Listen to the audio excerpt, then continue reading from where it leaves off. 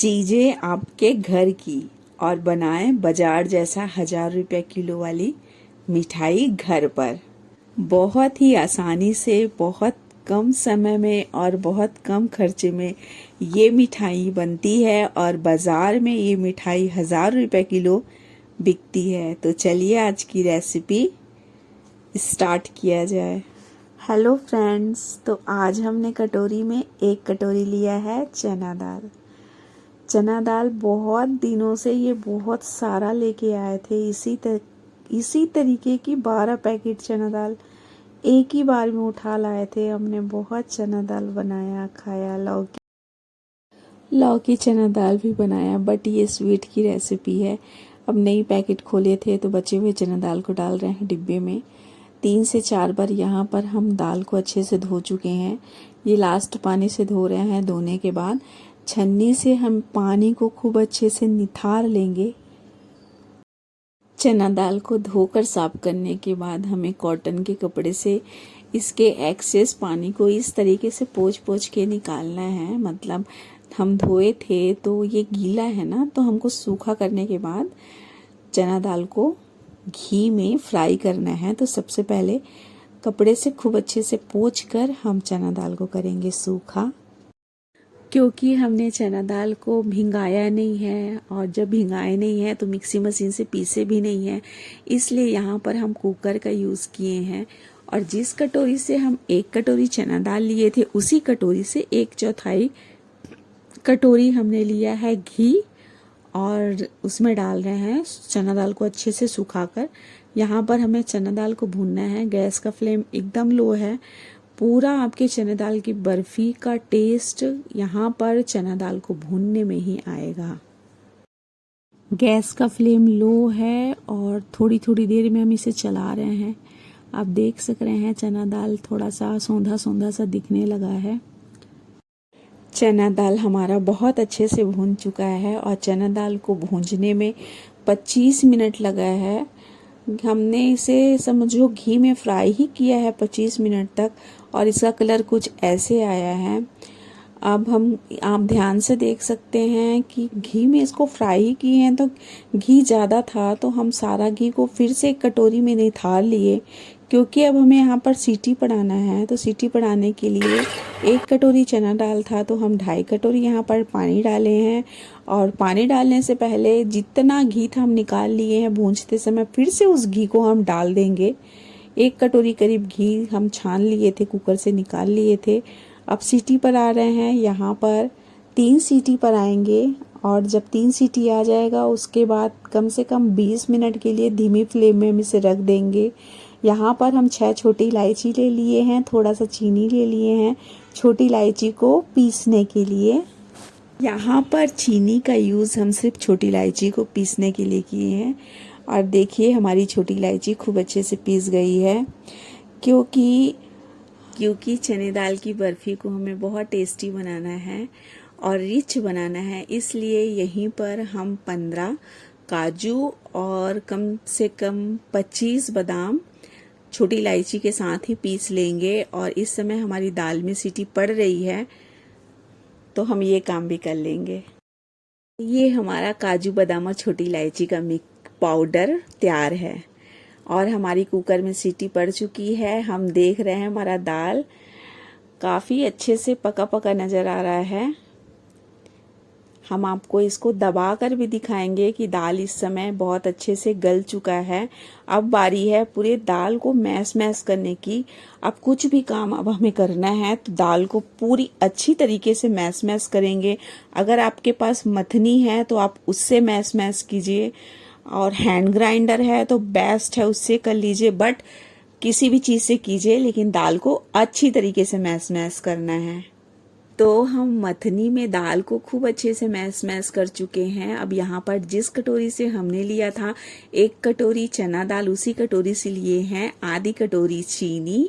और मथनी की मदद से ये वाली मथनी यूज़ कीजिए, इससे काम बहुत आसान हो जाता है। हम अभी भी इसमें थोड़े थोड़े दाल हैं, क्योंकि हमने हैंड ग्राइंडर तो यूज़ नहीं किया, मथनी से ही इसे मथा है, तो वो भी चने दाल की बर्फ़ी का टेस्ट को बहुत इन्हेंस करेगा। बस इसे खूब अच्छे से अब हमें चीनी को गलाना है। चीनी डालने के बाद हमारा दाल और भी ढीला ढीला सा हो गया है, तो गैस का फ्लेम को यहाँ पर हम हाई रखेंगे और हाई फ्लेम में हम इसे इसी तरीके से घोटते रहेंगे।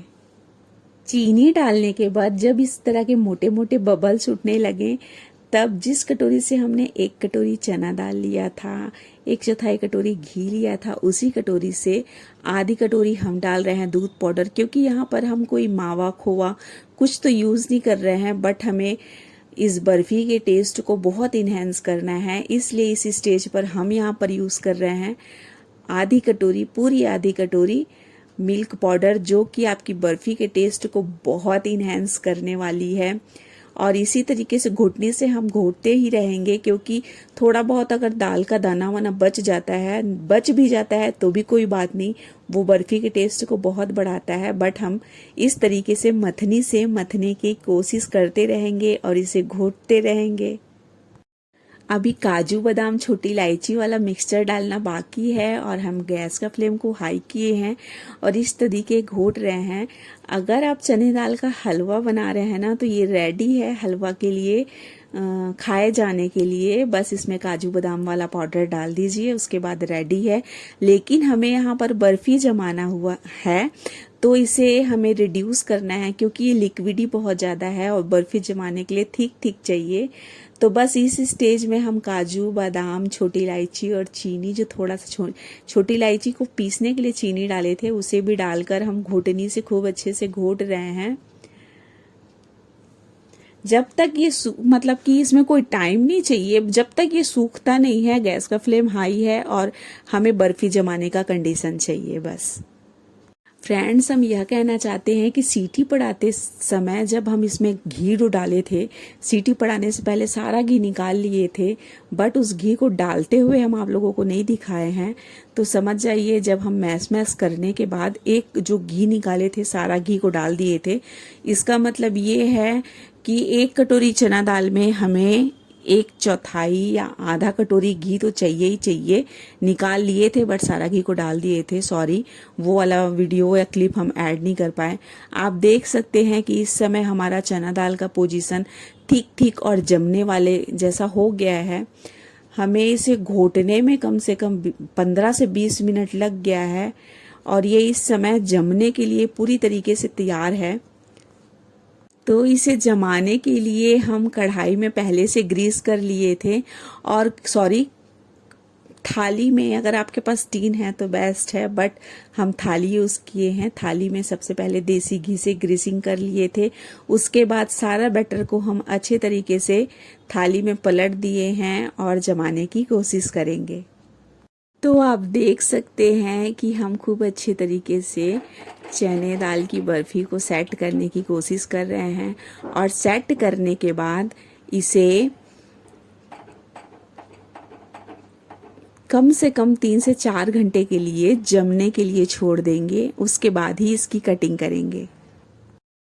3 से 4 घंटा हो गया है बर्फी को सेट होने के लिए। हमारी बर्फी सेट हो गई है। अब इसमें सिल्वर फॉयल हम लगा रहे हैं, क्योंकि हमें मार्केट जैसी बर्फी तैयार करनी है 1000 रुपीज़ किलो वाली, तो इतना तो करना बनता है। तो सिल्वर फॉयल खूब अच्छे से बर्फी में जमा के हम इसे मार्केट वाली बर्फी बनाकर तैयार करके दिखाते हैं आपको। बारी है कटिंग करने की, तो इस तरीके से हम आराम से कटिंग करेंगे। जो आपको शेप देना है, बर्फी कटिंग या फिर चकुंटा, वो आपकी मर्जी। हम चकोर वाले शेप दे रहे हैं। अब बारी है डेकोरेट करने की, तो हम यहाँ पर गुलाब की पंखुड़ी से अपनी बर्फी को डेकोरेट कर रहे हैं।